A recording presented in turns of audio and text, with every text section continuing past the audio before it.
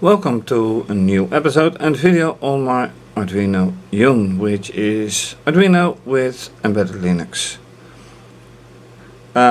Also connected to USB storage right here, connected to Ethernet network, powered by USB, USB, and connected to breadboard electronics and fischertechnik mechatronics.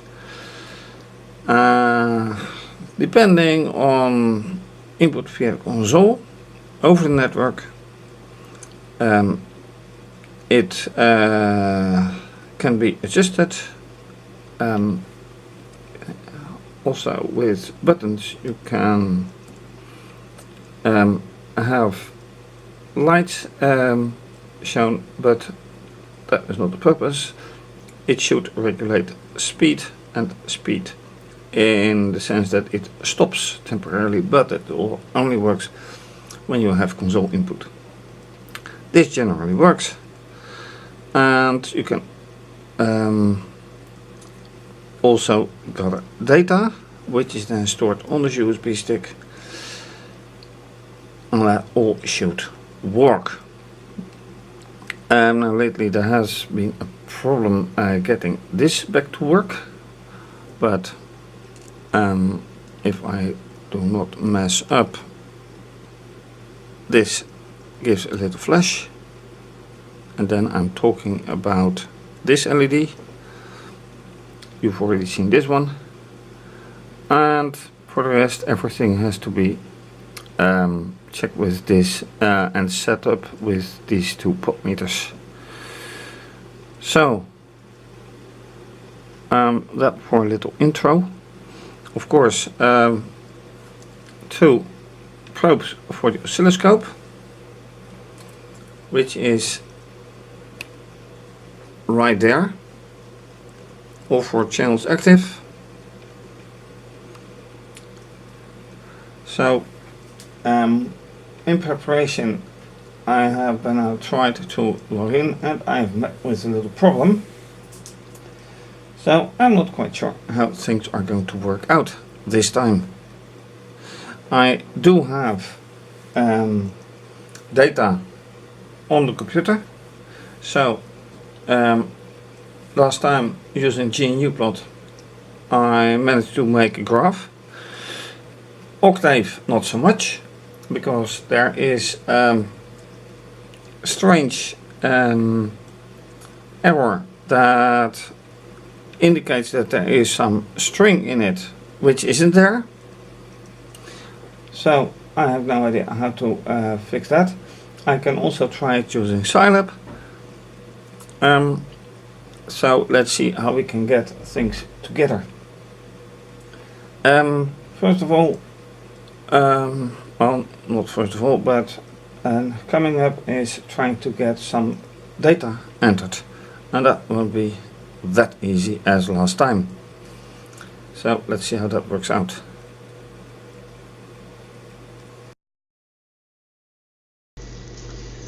So now the problem is, as you can see here, a telnet message, and usually I don't use telnet. However, if I show this command, you can see it uses telnet. It started as an H and then the rest. And now telnet says there's a problem, can't connect. So here I am, although this shows nothing, but that is usual. The USB stick is already inserted. SDB as usual. So let's mount this and see if I don't have another problem, which would be that I have a read-only system, and I hope not. So now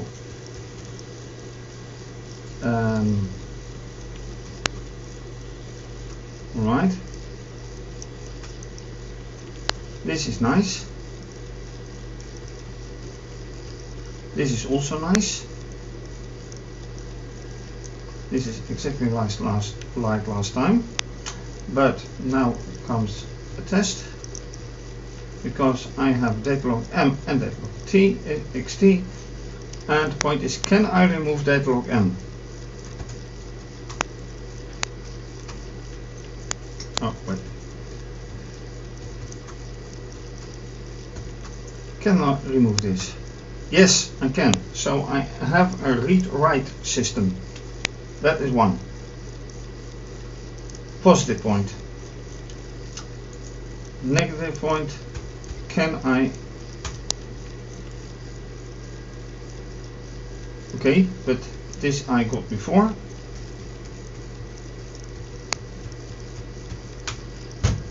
I can't. This means that the only chance I have right now is to reboot and see if that works out. I don't like that, but right now it seems like the only option. So unmount, alright, and I don't have a reboot, I just unplug and replug. See how that works out. And that takes a bit. Okay, now you can clearly see that it's all off. Everything is gone. Oh, I could have exited here, but I didn't. And right now this is absolutely no use, because there's no thing going. Plug. As you can see, it has power, and that one starts immediately. Now the question is, I do have to wait a bit, because Linux has to boot. It has to start. Takes a little bit. In the meantime, I can, with a screwdriver, check on these voltmeters for the level of the oscilloscope. That one responds immediately, and this one responds immediately, so that is all alright. Although not as important as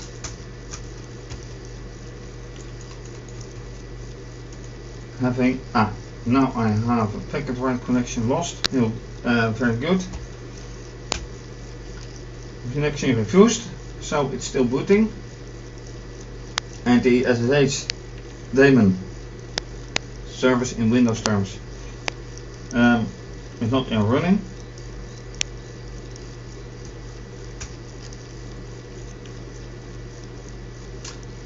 Now it looks like better. Alright, I can.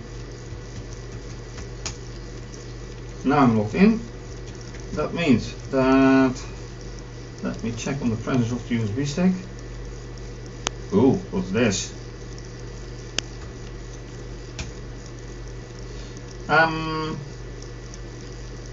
Alright, let me try anyway.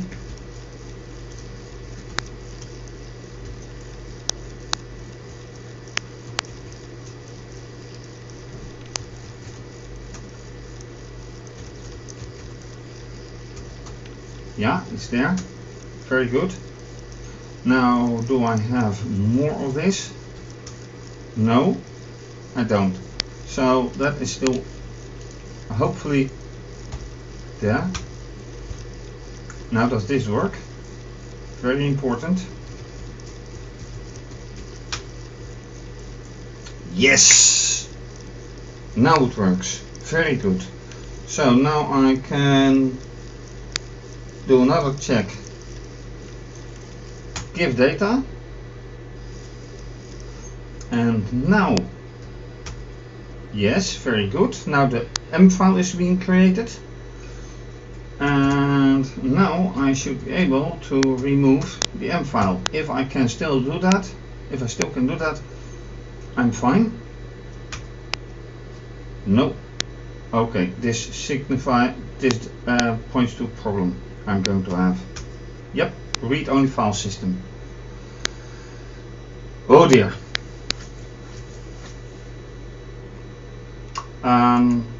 This means trouble. This means that I can't add any of this data to the file. Everything I do is meaningless. And although you do see here a nice signal, it has no meaning. I can't capture. Because I cannot capture data now. Only thing I can do now is again power down, and this time I will do it nicely. So alright, then exit. Exit here because it's absolutely no use. Power down, remove the storage, power up, and then hopefully it's solved, but who knows. Alright, now after another boot you can clearly see that everything works. I could remove the datalog.m file. I am inside the console to enter data, which I am doing right now, and that also means that I can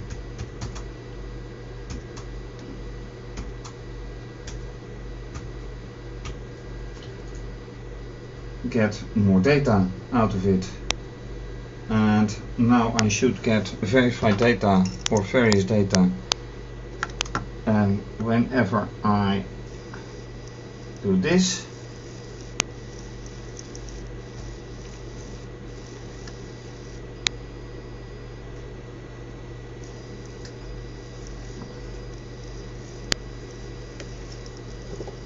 And this is running very slowly now, as you can see, the chain. That means this part. And when I turn this potmeter, it should run faster. But what I'm waiting for is to see that I get really more data. Also, my problem last time was with the gnuplot a problem. So this was it, and this didn't work out at all. No way. Yeah, invalid expression.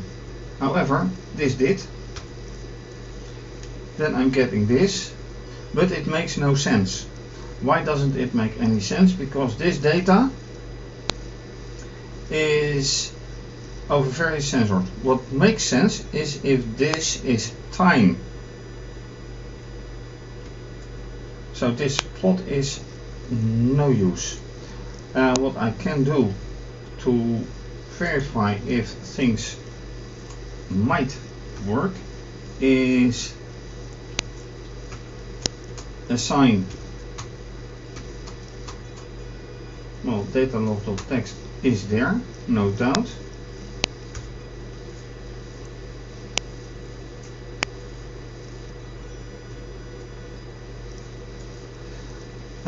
Yeah, how do I load a file?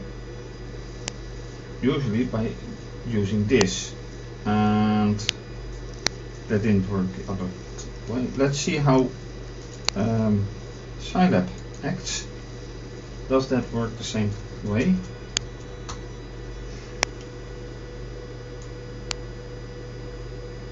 Oh, that is much more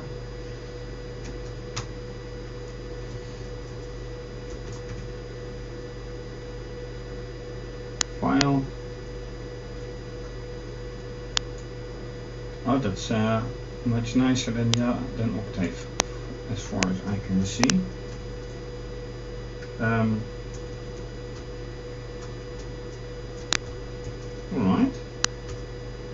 type of argument? Scalar expected. Okay, I have to find this out before going on, of course. The other thing before going on, I need, as I said with gnuplot, I need to know, can I add time? And how would I enter that? By the way, this is not going on anymore, but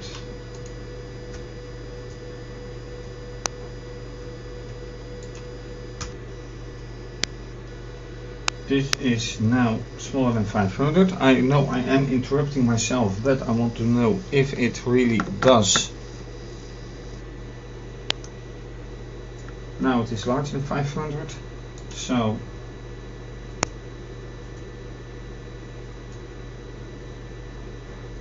does it get better? Does it get more data?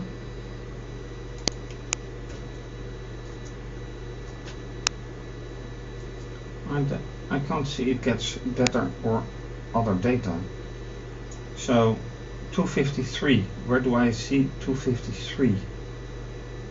I don't. I honestly don't see it happen.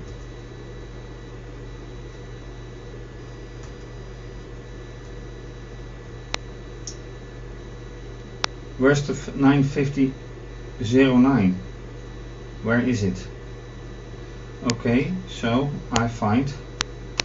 I'm going to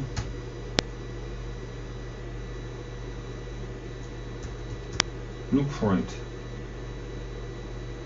But then, where is it? I need to find it.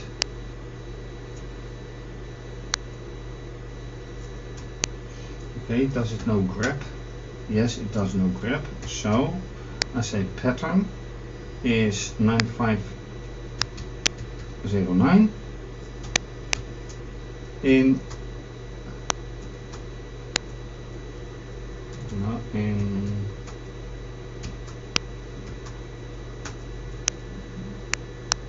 it's not there.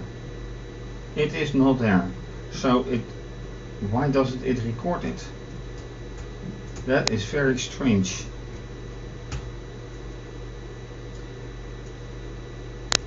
Okay, this makes me doubt that it actually records stuff. Back to my other question, or back to my other stuff. How do I add time to it? The only thing that can happen is if I reserve the 0 element. So you have rows and columns. And this is a row, this is a column.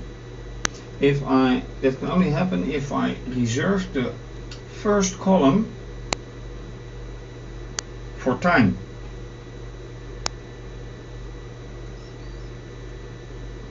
So, how do I get time? Reading it from the system.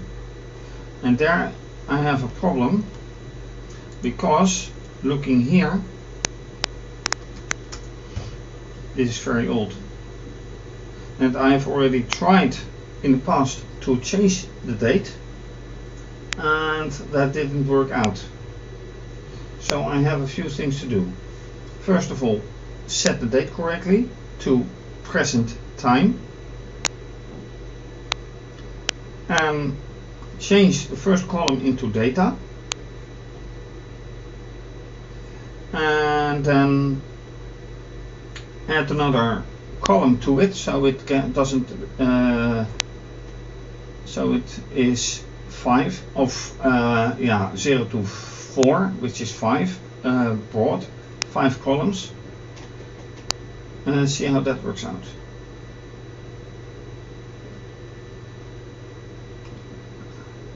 And that may be quite an undertaking. So also I want to see how I load the file into Scilab. So multiple things to do.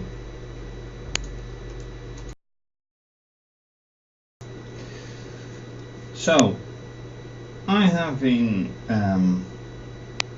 checking for how to input things into either Octave or Scilab.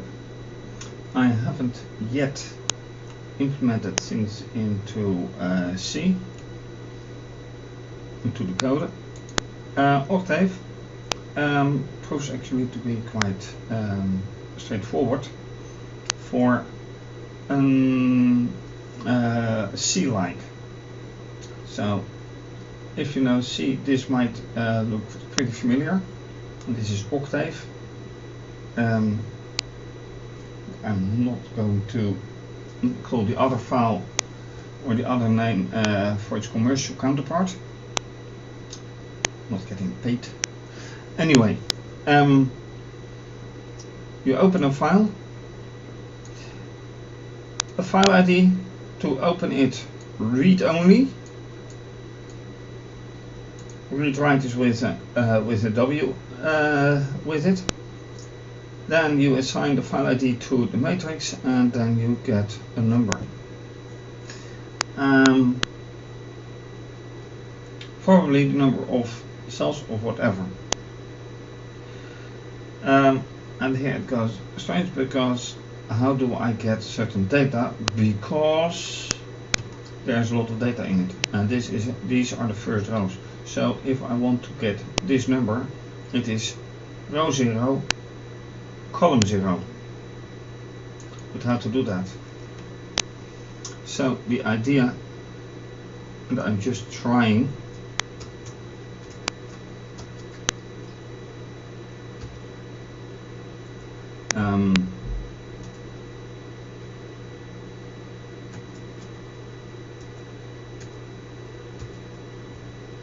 parse error, it doesn't work like that.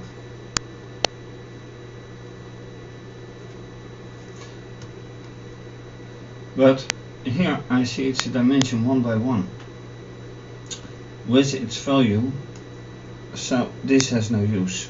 This has absolutely no use. If it is a 1 by 1 dimension, then I'm doing something wrong.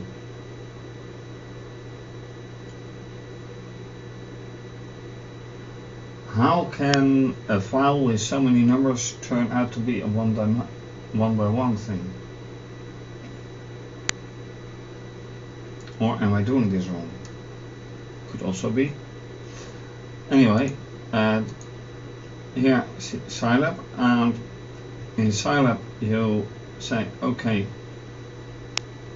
M open, I think medium open, and then otherwise than what the help file says, I just open the data log, read mode, then get line, and there is where it goes wrong, because how do I get data out of it? This is a file descriptor, so I assign the file descriptor. I assign the file descriptor to, or try to, matrix A, and from there I read nothing. Then I might have to use read, but then it says if you want to read an unknown number of rows, use -1 here, and then it says 0 expected. So it does not really go as expected.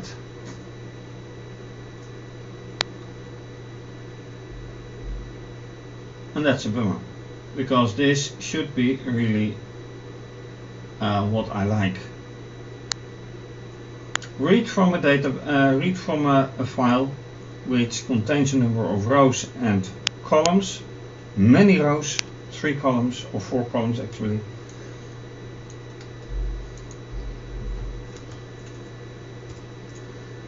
It reads that. So then what is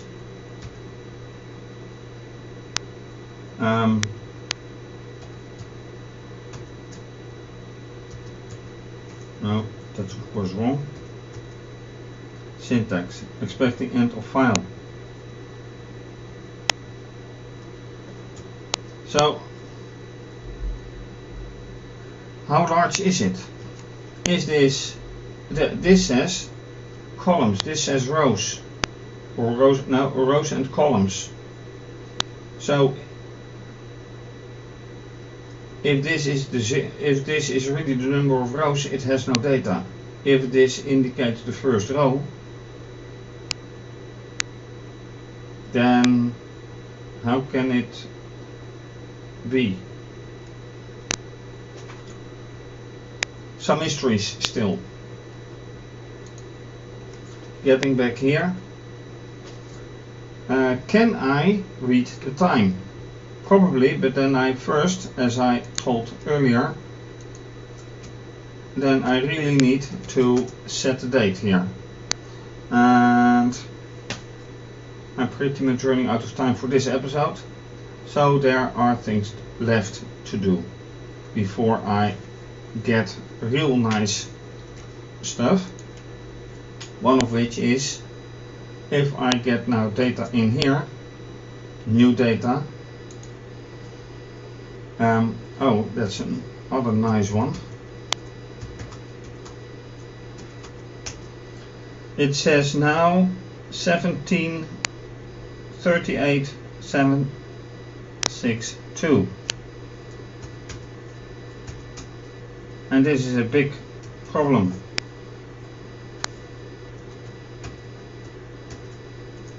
This is, ouch. But here you saw that while this is going on, this is not adding to it.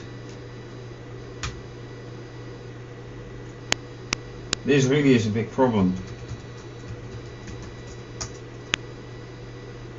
And do I still have it?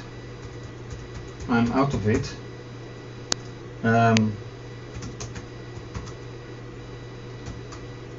Well, not quite. I do have it.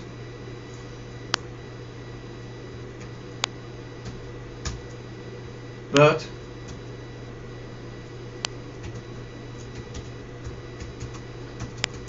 I didn't expect this to happen.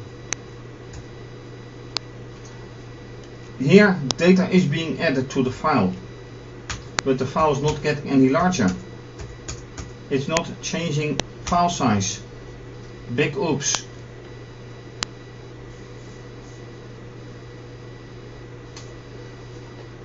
Unfortunately, time is running out for this episode, so to be continued.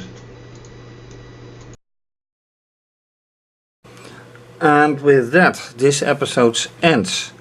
So, what did I do, or what did I try to do? Well, looking at the data from gnuplot, Octave and Scilab, and that gives some issues I need to resolve. Also, why is this data, which I can remove, why is it not apparently writable? Because the file showing that the file size is not changing, so it doesn't record anything. Anyway, that hopefully more solutions with solutions next time.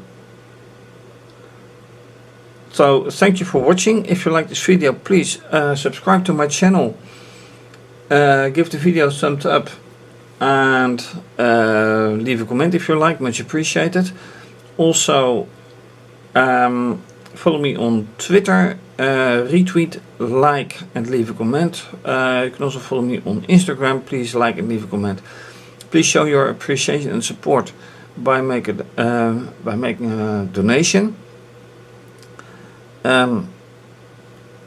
Making a video takes time and effort, and you can also show your appreciation by becoming a patron, and by means of a monthly pledge have your name mentioned either on my website or with on my website as well as with my video in several ways. Once again, thanks for watching and bye bye.